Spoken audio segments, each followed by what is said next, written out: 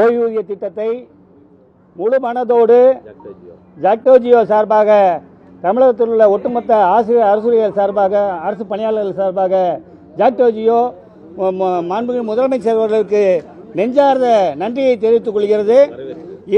வரவேற்று நெஞ்சார்ந்த நன்றியை தெரிவித்துக் கொள்கிறது.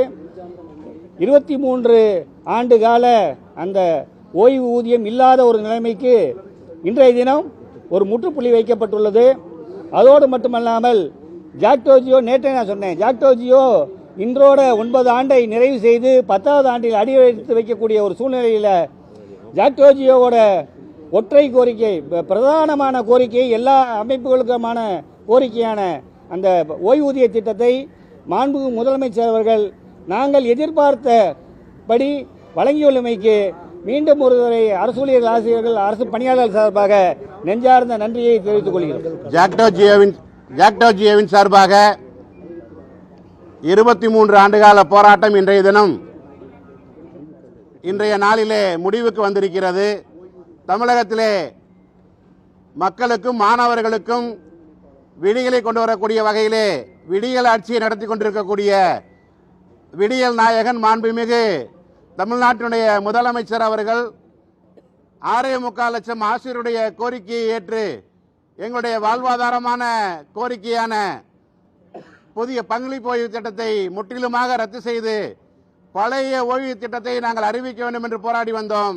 நாங்கள் எதிர்பார்த்ததற்கு மேலாக பணி நிறைவு பெறக்கூடிய ஆசிரியர்கள், அரசு ஊழியர்கள், அரசு பணியாளர்களுக்கு 50% ஓய்வூதியத்தை அறிவித்திருக்கிறார்.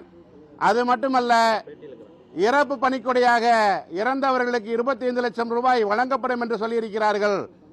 வெறும் ஓய்வூதியம் மட்டுமே வழங்கப்படும் என்ற வதந்திகள் கிளம்பிய நிலையிலே மாண்புமிகு தமிழ்நாட்டுடைய முதலமைச்சர் அவர்கள் எங்களை கருணையோடு பார்த்து அகவிலைப்படியுடன் கூடிய ஓய்வூதியத்தை வழங்குவோம் என்ற உறுதியை தெரிவித்திருக்கிறார். உண்மையிலேயே 4.5 ஆண்டு காலம் நாங்கள் எல்லாம் மென்மையான போக்கிலே போராடி கொண்டிருக்கிறோம் என்று பத்திரிகையாளர்கள் எங்களை விமர்சித்தார்கள். இந்த போராட்டத்திற்கு தமிழ்நாட்டுடைய முதலமைச்சர் அவர்கள் இன்றைய தினம் முடிவினை எட்டியிருக்கிறார். நாங்கள் எதிர்பார்த்த அந்த ஓய்வூதிய திட்டம் தமிழகத்திலே அமல்படுத்தப்பட்டிருக்கிறது. ஜாக்டோஜியோ பேரமைப்பு முழுமையாக அதை வரவேற்கிறது. அதற்கு மேலாக எங்களுடைய மிக முக்கியமான கோரிக்கையான 2003க்கு பின்னால் இன்றைய தேதி வரை பணி நிறைவு பெற்றவர்கள் இறப்பு காரணமாக இறந்தவர்களுக்கெல்லாம் 48,000 பேருக்கு ஒரு கருணை ஊதியமாவது வழங்கப்பட வேண்டும் என்று கேட்டுக்கொண்டிருந்தோம். அதையும் மாண்புமிகு தமிழ்நாட்டுடைய முதலமைச்சர் அவர்கள் அறிவித்திருப்பதை ஜாக்டோஜியோ பேரமைப்பு பெரு மகிழ்வோடு நன்றியோடு வரவேற்கிறது. அது மட்டுமல்ல, நேற்றைய தினம் எங்களோடு பேசிய மாண்புமிகு பொதுப்பணிகள் துறை அமைச்சர் அவர்களும் மாண்புமிகு நிதித்துறை அமைச்சர் அவர்களும் 10 அம்ச கோரிக்கைகளை நாங்கள் நிறைவேற்ற வலியுறுத்தி வந்தோம்.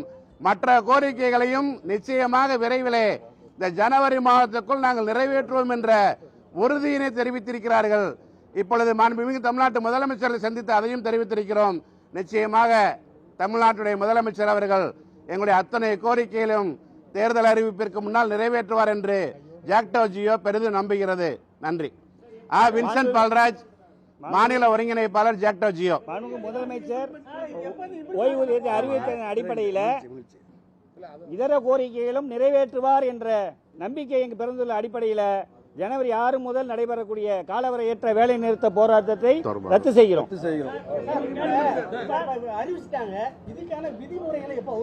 விதிமுறைகள் முதல்வர் அறிவிப்புக்கு எதிராக விதிமுறைகள் எதுவும் வர வாய்ப்பு இல்லை. எந்த விதிமுறைகள் வந்தாலும் நான் முதலமைச்சர் சென்று முறையிடுவோம். கண்டிப்பாக எந்த விதிமுறைகளும் இந்த ஓய்வூதியத்துக்கு எதிரான விதிமுறைகளாக இருக்காது என்று நம்புகிறோம்.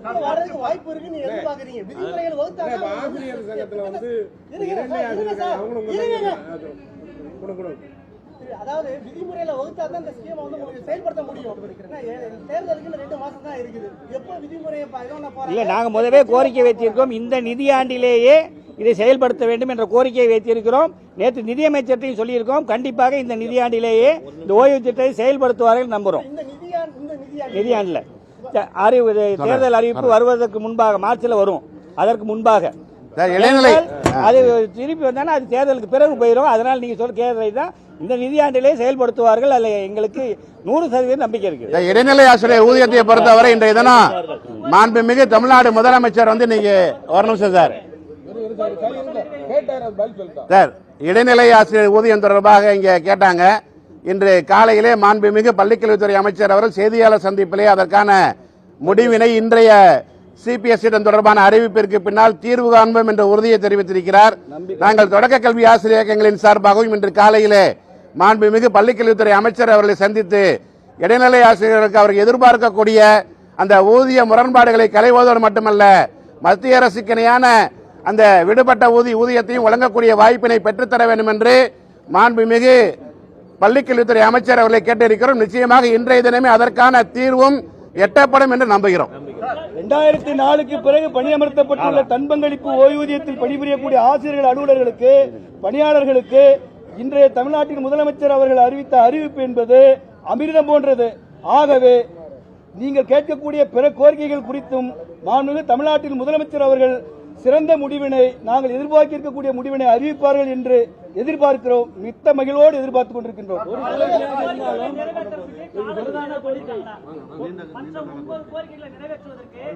தேர்தல் அறிவிப்புக்கு முன்னால இல்ல விரைவில் என்று சொல்லியிருக்காங்க. தேர்தல் அறிவிப்புக்கு முன்பாக வருகிற பட்ஜெட் கூட்டத்தொடர் இருக்கு.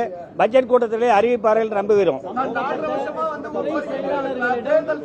சம்பந்தப்பட்ட துறை செயலாளர்களிடமும் இல்லையே, இது 23 ஆண்டு கால கோரிக்கையை நிறைவேற்றிருக்காரு. ஆனா மற்ற கோரிக்கையை நிறைவேற்றுக்க நம்புறோம்.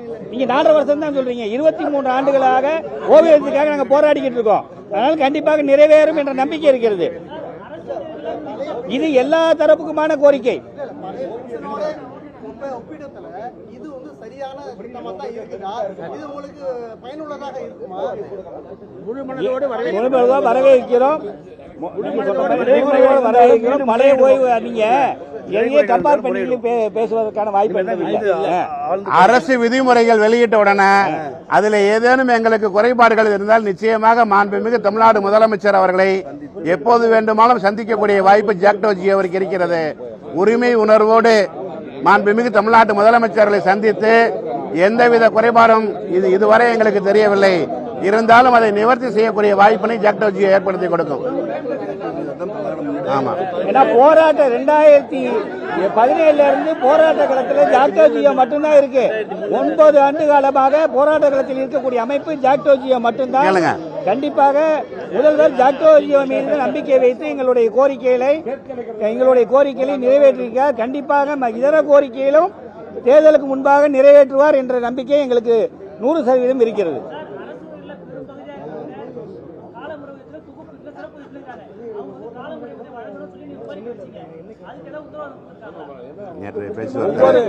எல்லா கோரிக்கையும் நேற்று பேசியிருக்கோம். முதல்வர் செய்வார் என்ற நம்பிக்கை இருக்காதா?